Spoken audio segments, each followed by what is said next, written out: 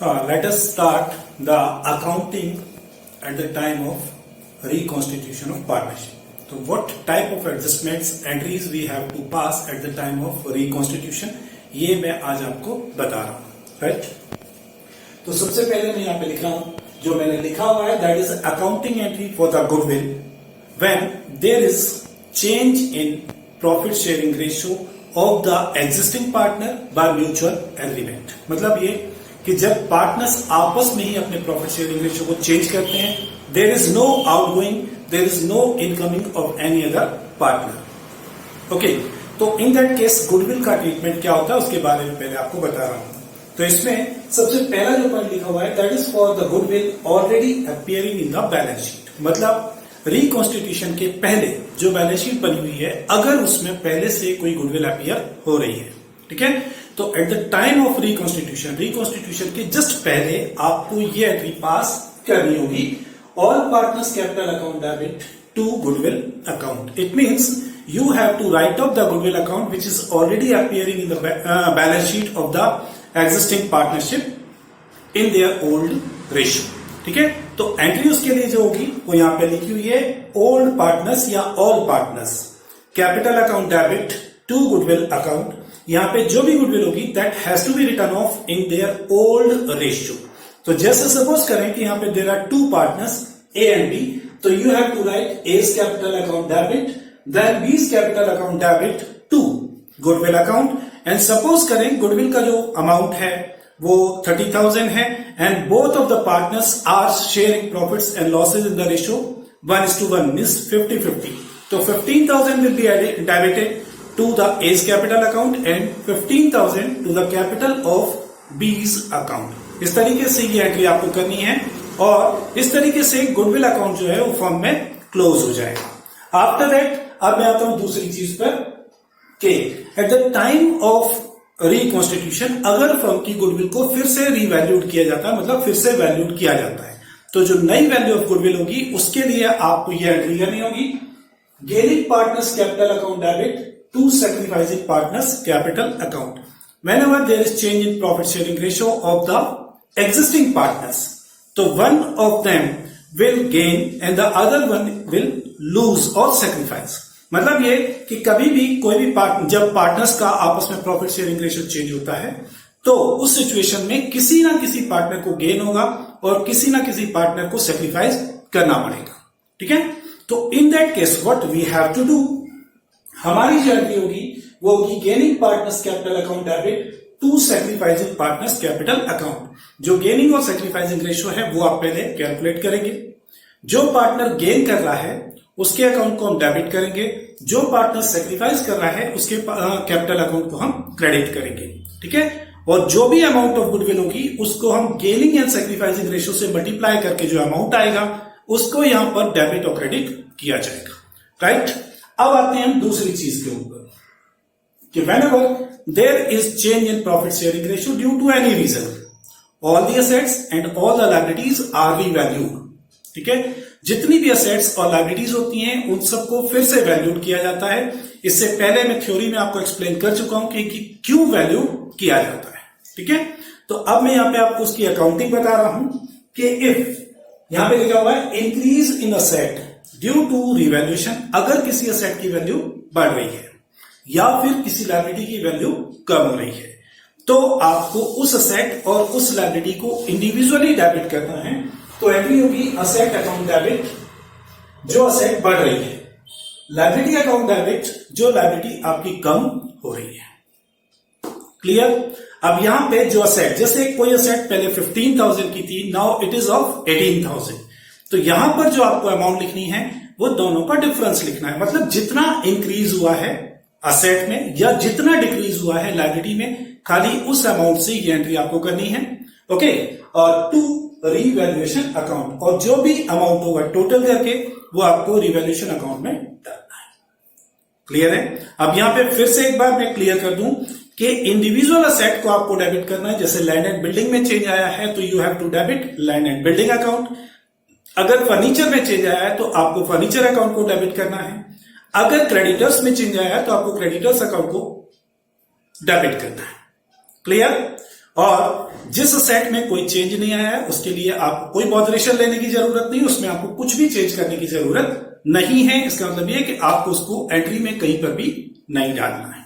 ठीक है, इसका जस्ट अपोजिट, अगर हमारी कोई एसेट डिक्रीज हो रही है या फिर कोई लायबिलिटी इंक्रीज हो रही है, ठीक है, तो इसके लिए एंट्री भी आपको इसकी जस्ट अपोजिट करनी होगी।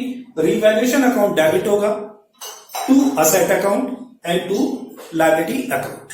यहां पर जो असेट हमारी कम हो रही है उसकी जितनी वैल्यू कम हो रही है वो वैल्यू आपको लिखनी है, और अगर कोई लायबिलिटी बढ़ रही है तो कितनी बढ़ रही है उस वैल्यू को आपको यहां पे लिखना है। इंडिविजुअल असेट और लायबिलिटी को ही आपको यहां पे लिखना है। ठीक है, जैसे मैंने लिखा हुआ है टू असेट अकाउंट, ऐसे नहीं, you have to specify the name of that asset which is increasing और decreasing. You have to specify the name of liability which is going to be increase और which is going to be decrease. Okay, तो ये आपकी जितनी भी assets और liabilities में changes आए हैं उन सब की एंट्री आपने की। फाइनली अब आपको ओवरऑल या तो प्रॉफिट होगा या लॉस होगा ड्यू टू रिवैल्यूएशन, और मे बी कि आपको ना प्रॉफिट हो फाइनली और ना लॉस। ठीक है, इट डिपेंड्स, राइट। अगर आपको प्रॉफिट होता है तो फर्दर आपको एक और एंट्री करनी है, वो एंट्री है on gain revaluation account debit to all partners capital account, और ये जो एंट्री होगी ये आपको ओल्ड रेशो में करनी है। मतलब ये रिवैल्यूएशन अकाउंट का जो भी प्रॉफिट हुआ है that would be debited in revaluation account and credited to all partners A B C whatever, जितने भी पार्टनर्स हो सकते हैं उन सभी के नाम वहां पर आ जाएंगे, और उनका जो ओल्ड रेशो होगा उसमें आपको इसको डिवाइड करना है। अगर लॉस होता है तो एंट्री इसकी जस्ट अपोजिट हो जाएगी, all partners capital account debit to revaluation account. यहां पर भी आपको ओल्ड रेशो को ही यूज करना है, यहां पे न्यू रेशो को, सैक्रिफाइसिंग रेशो को या गेनिंग रेशो को आपको यूज नहीं करना है। ठीक है, अब इसके आगे की एंट्रीज क्या क्या हो सकती हैं वो आपको मैं बताने जा रहा हूं। बिफोर द रिकॉन्स्टिट्यूशन अगर आपकी बैलेंस शीट में कोई भी प्रॉफिट या रिजर्व अपीयर हो रहे हैं, रिजर्व्स वो होंगे जो प्रॉफिट को रिप्रेजेंट करते हैं, तो उनके लिए आपको एंट्री करनी है profit and loss account debit general reserve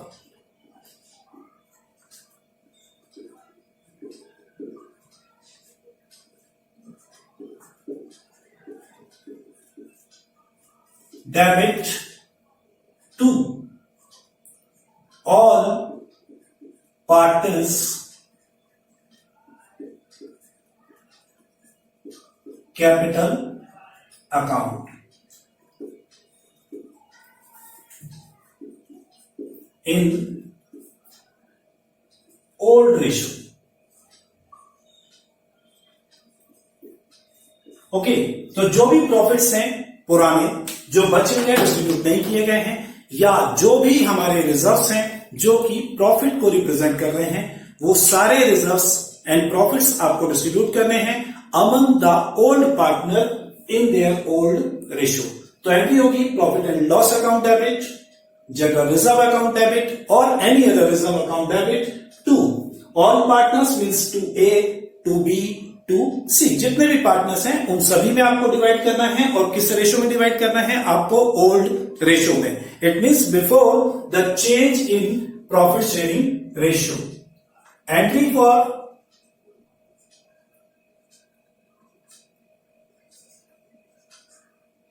undistributed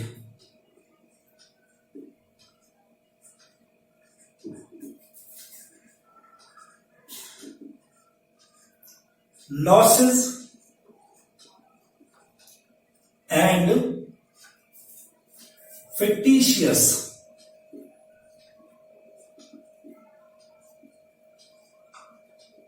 assets। एंट्री होगी आपकी ऑल partners capital account debit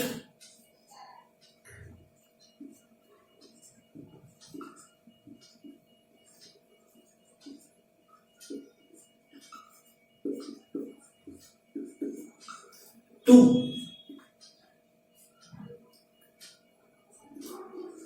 profit and loss अकाउंट P&L account debit balance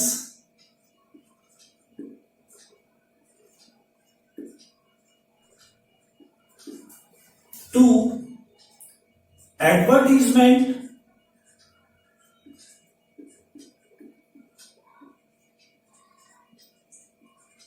suspense account.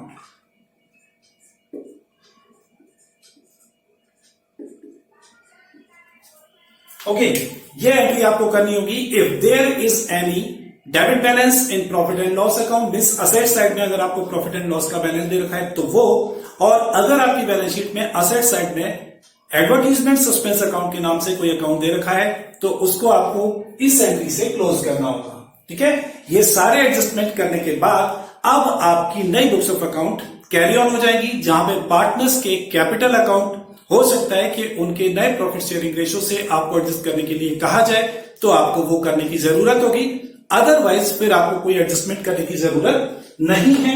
ये रिकॉन्स्टिट्यूशन में होने वाले जो चेंजेस हैं उनके बारे में है। यहां पे रिकॉन्स्टिट्यूशन का अभी जो मतलब लिया जा रहा है वो सिर्फ change in mutual profit sharing ratio of the existing partner है। There is no incoming partner, there is no outgoing partner and there is no amalgamation of firm. इन सब सिचुएशंस के अलावा जो तरीका होता है, जो एक सिस्टम होता है जहां पे जो एग्जिस्टिंग पार्टनर हैं वो अपने म्यूचुअल रेशियो चेंज करते हैं बाय देयर ओन एग्रीमेंट, तो उसमें आपको ये एडजस्टमेंट करने की जरूरत पड़ती है।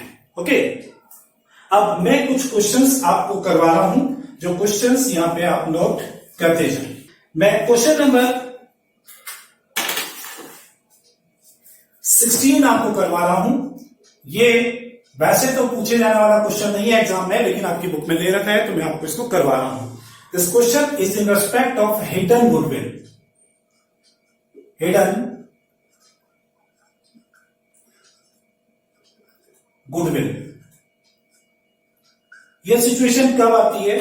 जब नया पार्टनर गुडविल के लिए पैसा पे नहीं करता है और हमें गुडविल का एडजस्टमेंट करना होता है according to capital contribution and the capital contribution and profit sharing ratio of the new partner, या फिर जो भी पार्टनर आपका प्रॉफिट शेयरिंग रेशियो चेंज हो रहा है उसके अकॉर्डिंग आपको कैलकुलेशन करने होते हैं। तो यहां पर जो स्टेप्स हैं वो आपको बता रहा हूं। सबसे पहली स्टेप में आप कैलकुलेट करेंगे, calculate capital of the whole firm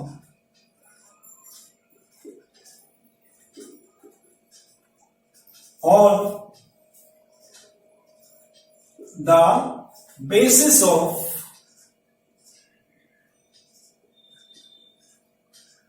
capital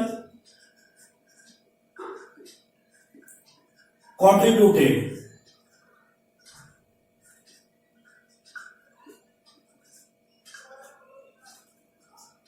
by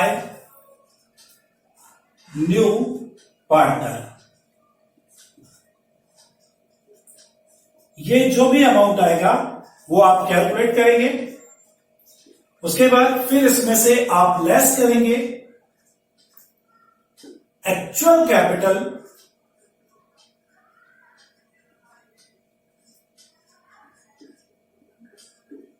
of all partners.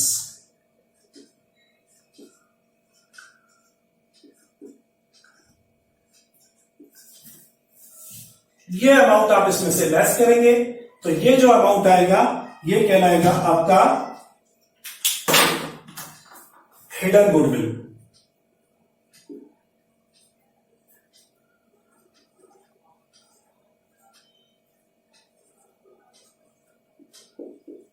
Okay, अब मैं क्वेश्चन नंबर 16 को आपको सॉल्व करके बता रहा हूं। क्वेश्चन नंबर 16 में जो इंफॉर्मेशन दे रखी है उसके अकॉर्डिंग एक पार्टनर है, Deepika and Priyanka are two partners. Their capitals are 50,000 and 30,000. They admit Kangana for 1/4 share in the firm, who brings 40,000 for his capital. तो नए पार्टनर ने 40,000 पे किया है 1/4 शेयर के लिए है। ठीक है, तो इसके शेयर को हम रेसिप्रोकल कर देंगे 4/1, it will give the capital of whole firm. मतलब ये कि अगर वो 1/4 शेयर के लिए 40,000 पे कर रहा है तो पूरी फर्म की जो कैपिटल होनी चाहिए वो कितनी होनी चाहिए, 1,60,000। अगर हम 40,000 1/4 शेयर मतलब चौथा हिस्सा, तो चौथे हिस्से के लिए अगर उसने 1/4 पे किया है, मतलब ऐसे 4 हिस्से अगर हम ऐड कर लें तो total capital of the firm बच जाएगी। तो 40,000, 40,000, 40,000 एंड 40,000। इट मीन्स अगर ये 1/4 शेयर के लिए आपको पे करता है 40,000, तो total capital of the firm must be 1,60,000। इसमें से फिर आप माइनस करेंगे actual capital of the firm, जो कि क्वेश्चन के अकॉर्डिंग है 50,000 of first partner, 30,000 of second partner and 40,000 of third partner.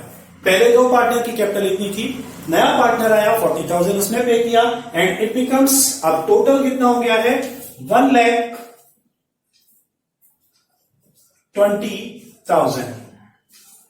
तो यहां पर जो 40,000 है ये कहलाएगा हिडन गुडविल।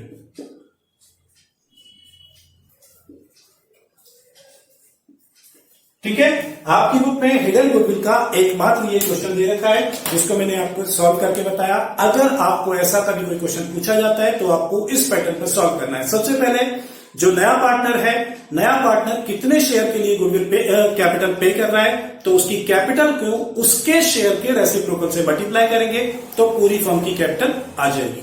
फिर उसमें से हम actual capital of all partner including new one, उसको हम कैलकुलेट करेंगे जैसा मैंने यहां पे किया है। ये दो ओल्ड पार्टनर्स हैं, ये आपका तीसरा नया पार्टनर है। इन तीनों की कैपिटल कितनी है यहां पे 1,20,000।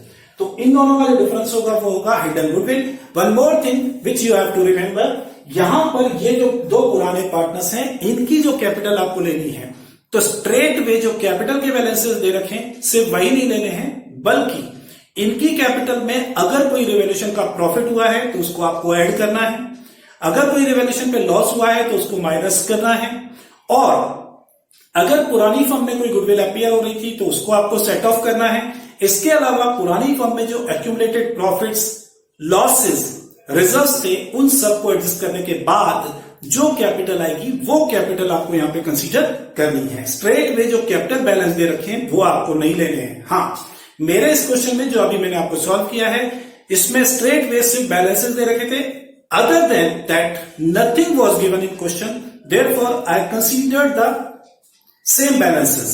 Okay, तो 50, 30 and 40 it becomes 1,20,000.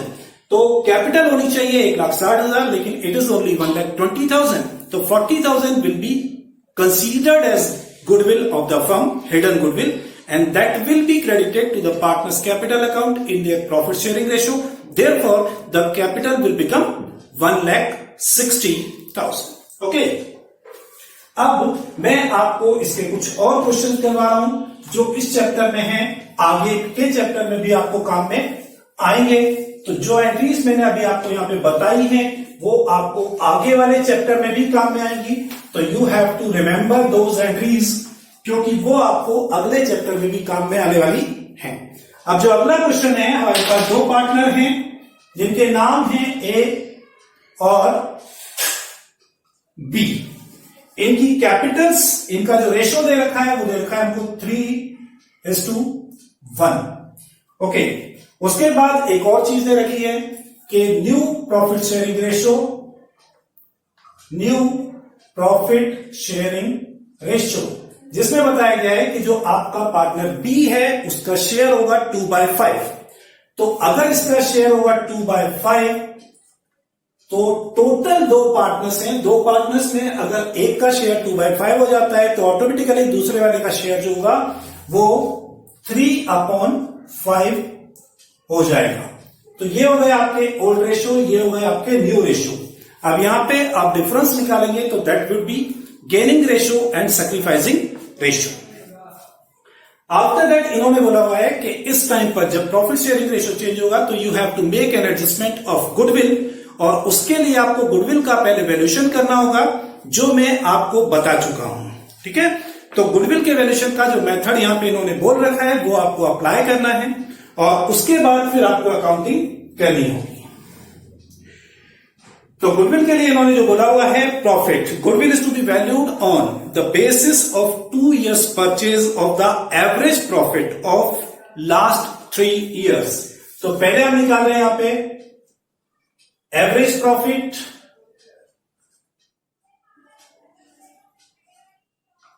पिछले 3 सालों के आपको प्रॉफिट दे रखे हैं, उनको हम ऐड करेंगे 15,000,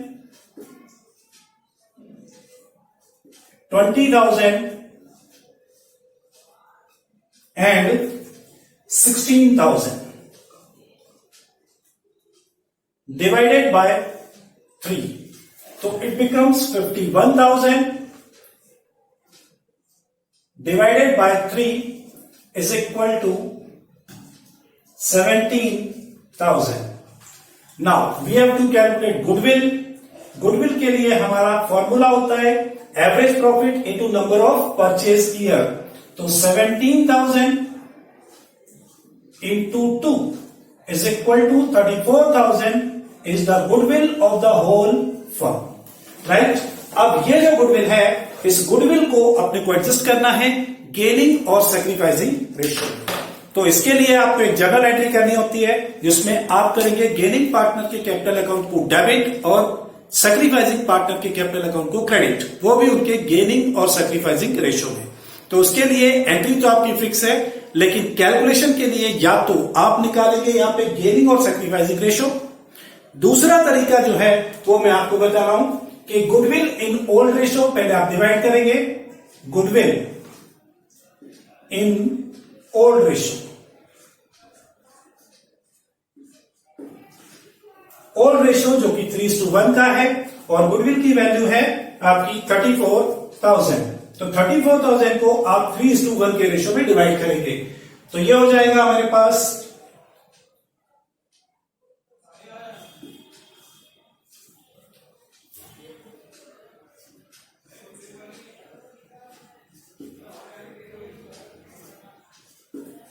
ये हमारा पुराने रेशियो में गुडविल हमने डिवाइड की है और फिर इसमें से माइनस करेंगे गुडविल इन न्यू रेशियो। तो सेम अमाउंट ऑफ गुडविल को हमें यहां पे नए रेशियो में माइनस करना है। New ratio is 3:5। तो यहां पर 5 से हम इसको डिवाइड करेंगे और 2 से मल्टीप्लाई करेंगे, तो 3400 डिवाइडेड बाय 5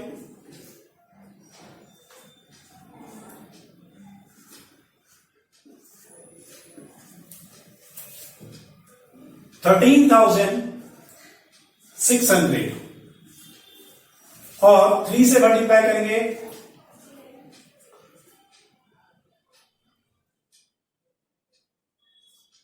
20,400 और अब इसमें आपस में हम माइनस कर देंगे, तो 0, 0, 1 और ये 51। यहां पर इसमें से इसको माइनस करेंगे तो सेम अमाउंट आएगी, लेकिन ये माइनस में 51 आएगा। ये हमारी एंट्री के लिए अमाउंट मिलेंगे। अब यहां पर जो पॉजिटिव आ रहा है उसके अकाउंट को आप करेंगे, ये यहां पर इसको आपको डेबिट करना है, जो नेगेटिव आ रहा है उसको डेबिट करना है, जो पॉजिटिव आ रहा है उसको क्रेडिट करना है। तो यहां पर आप लिखेंगे बीज कैपिटल अकाउंट डेबिट,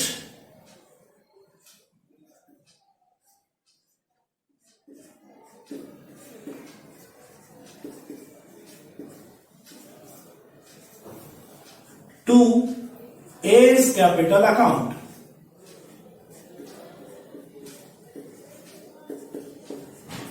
और 5100 से आप इसको लिख देंगे, नरेशन लिखेंगे बीइंग एडजस्टमेंट,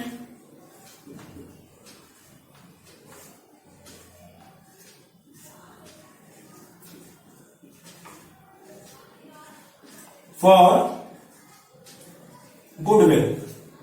ये आपका गुडविल के लिए एडजस्टमेंट होगा दोनों पार्टनर्स के कैपिटल अकाउंट में, एक का कैपिटल अकाउंट डेबिट और एक का कैपिटल अकाउंट क्रेडिट। तो जो गेन कर रहा है वो इसमें बी है, इसलिए बी का कैपिटल अकाउंट डेबिट हो रहा है और ए का कैपिटल अकाउंट क्रेडिट हो रहा है।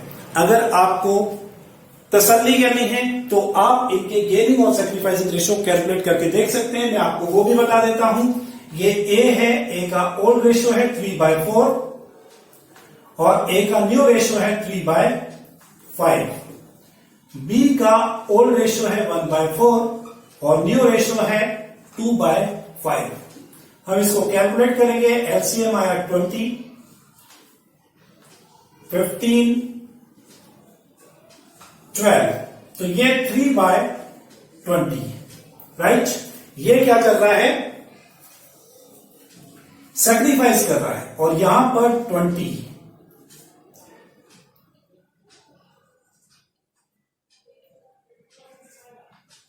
-3/20 ये आ रहा है इसका gain.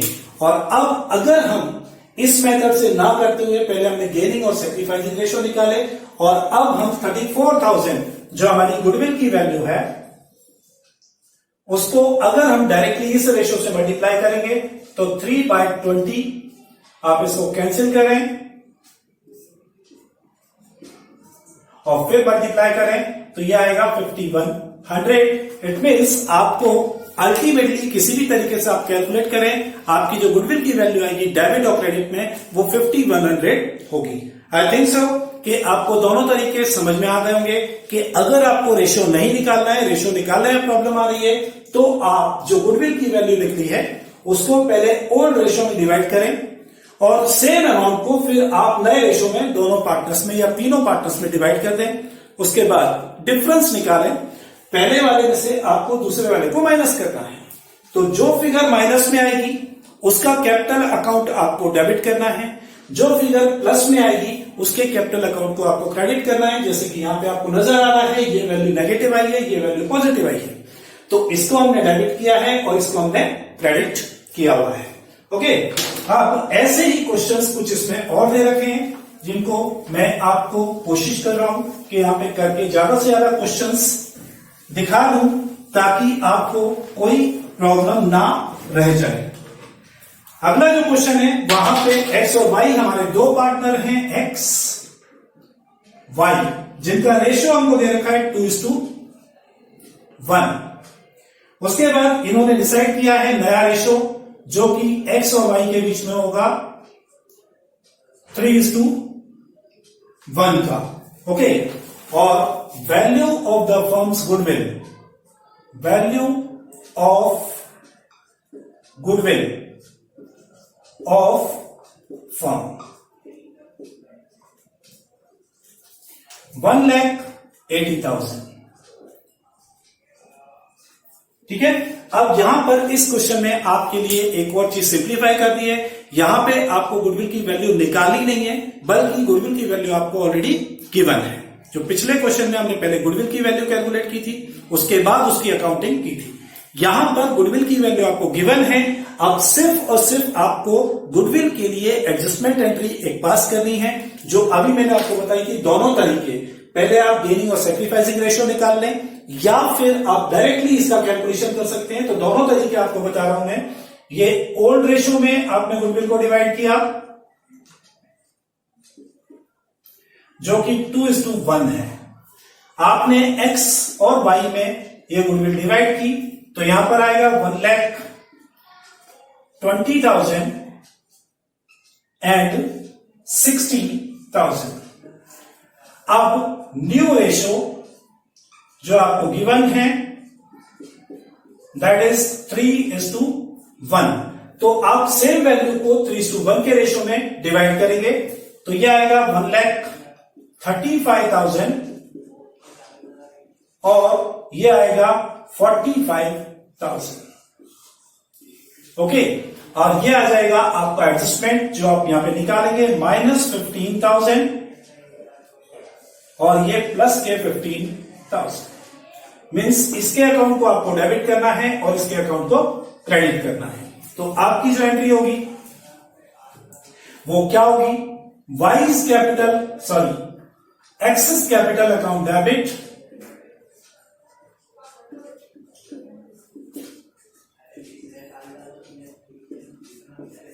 To Y's capital account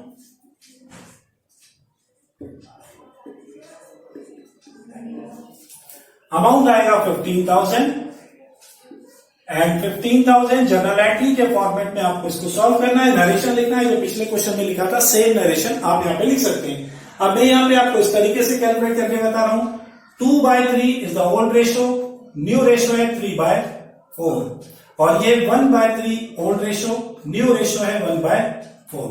यहां पर आपने कैलकुलेट किया 12 एलसीएम आया, 12 4 8 minus 9 is equal to minus का 1/12। यहां पर हमने कैलकुलेट किया तो LCM 12 4 minus 3 is equal to 1/12। अब अगर आप इस वैल्यू को निकाल लेते हैं तो इसका कैपिटल अकाउंट डेबिट होगा, इसका कैपिटल अकाउंट क्रेडिट होगा। ये जो आपके रेशियो आए हैं आप इससे मल्टीप्लाई करेंगे तो ये सेम अमाउंट आपको निकल के आ जाएंगे। इस तरीके से आप दोनों में से जो सिस्टम आपको अच्छा लगता है आप उस सिस्टम से अपनी वर्किंग, ये जो अमाउंट आपको कैलकुलेट करनी है इसके लिए सारा वर्किंग मैंने यहाँ पे करके बताया है। आइदर ये तरीका होगा या फिर ये तरीका होगा, जिसको जो कन्वीनियंट लगता है आप उस तरीके से कैलकुलेट कर सकते हैं। बट रिमेंबर कि अगर क्वेश्चन में आपसे सैक्रिफाइसिंग रेशो और गेनिंग रेशो कैलकुलेट करने के लिए बोला गया है तो फिर आपको कैलकुलेट करना ही पड़ेगा, फिर आपके पास कोई चांस नहीं है कि आप इस तरीके से उसको करेंगे। क्लियर है? और अब मैं आपको कुछ नए क्वेश्चंस और करवाने जा रहा हूं।